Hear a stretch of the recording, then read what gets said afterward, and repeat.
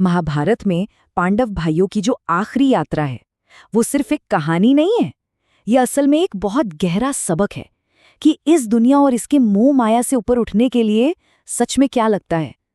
तो चलिए आज उनकी इस असाधारण यात्रा को समझते हैं। कभी सोचा है कि हमारी कौन सी एक छोटी सी कमजोरी या कोई एक आदत हमें मंजिल तक पहुंचने से रोक सकती है? पांडवों की ये कहानी इसी एक सवाल के इर्द गिर्द घूमती है, जो हमारी कमियों और मुक्ति के रास्ते को उजागर करती है। कुरुक्षेत्र युद्ध को 36 साल बीत चुके थे। सोचिए, एक पूरी पीढ़ी गुजर चुकी थी। भगवान कृष्ण अपना शरीर त्याग चुके थे और द्वारिका के साथ साथ पूरा यादव वंश भी समाप्त हो गया था। तब राजा युधिष्ठिर को यह एहसास हुआ कि धरती पर उनका काम अब पूरा हो चुका है। एक युग का अंत हो रहा था।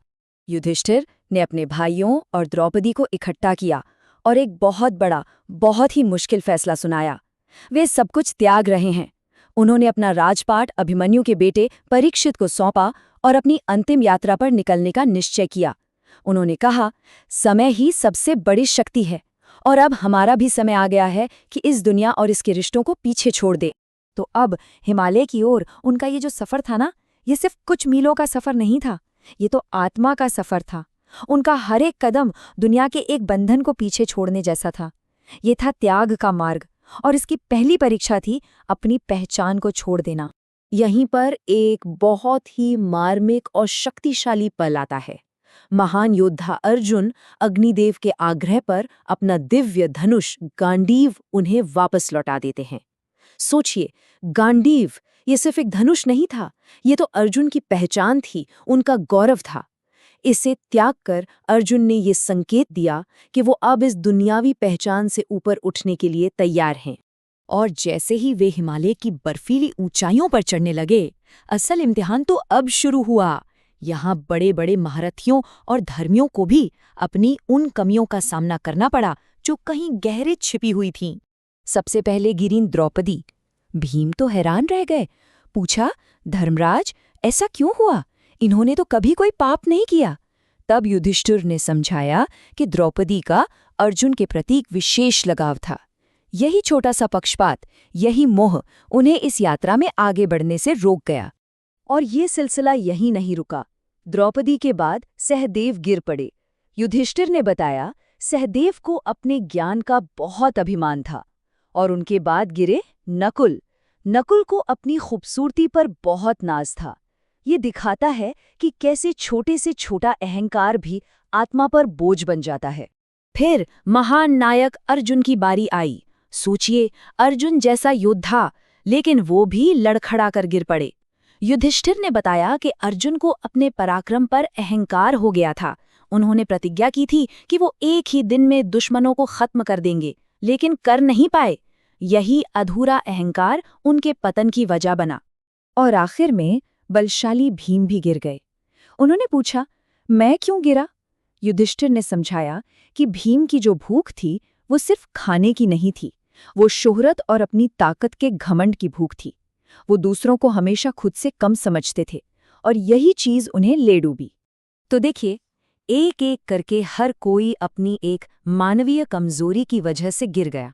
द्रौपदी लगाव के कारण, सहदेव अभिमान के कारण, नकुल घमंड के कारण, अर्जुन अहंकार के कारण और भीम अपनी भूख के कारण।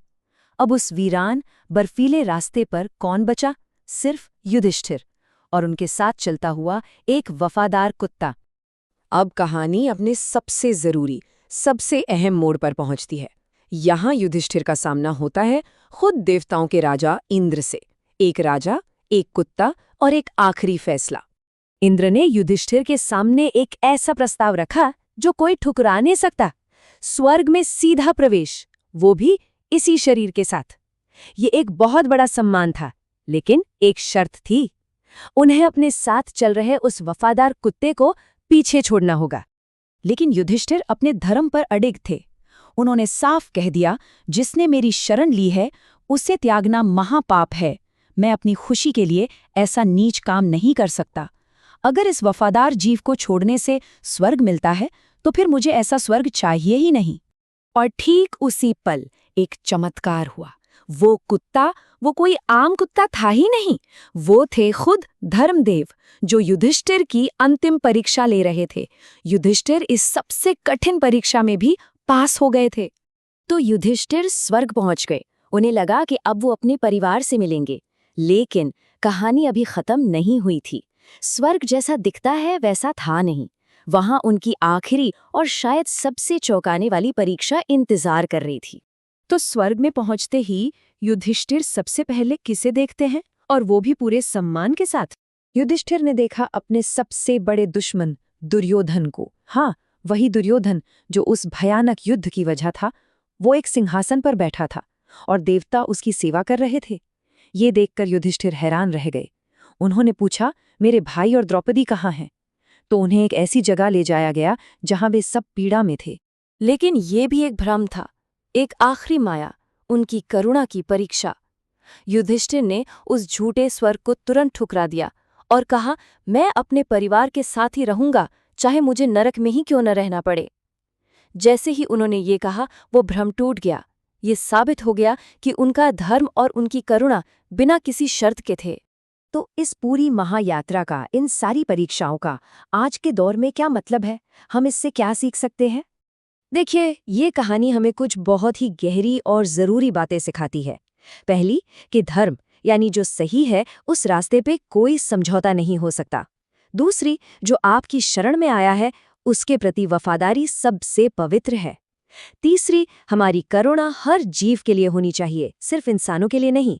और सबसे ज़रूरी बात, सच्ची मुक्ति तभी मिलती है जब हम अपने अहंकार, अभिमान और लगाव से ऊपर उठ जाते हैं।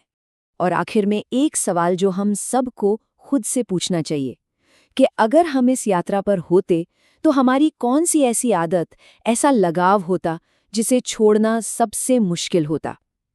ये सवाल हमें इस कहानी के गहरे अर्थ को अपने जीवन में ढूंढने के लिए प्रेरित करता है।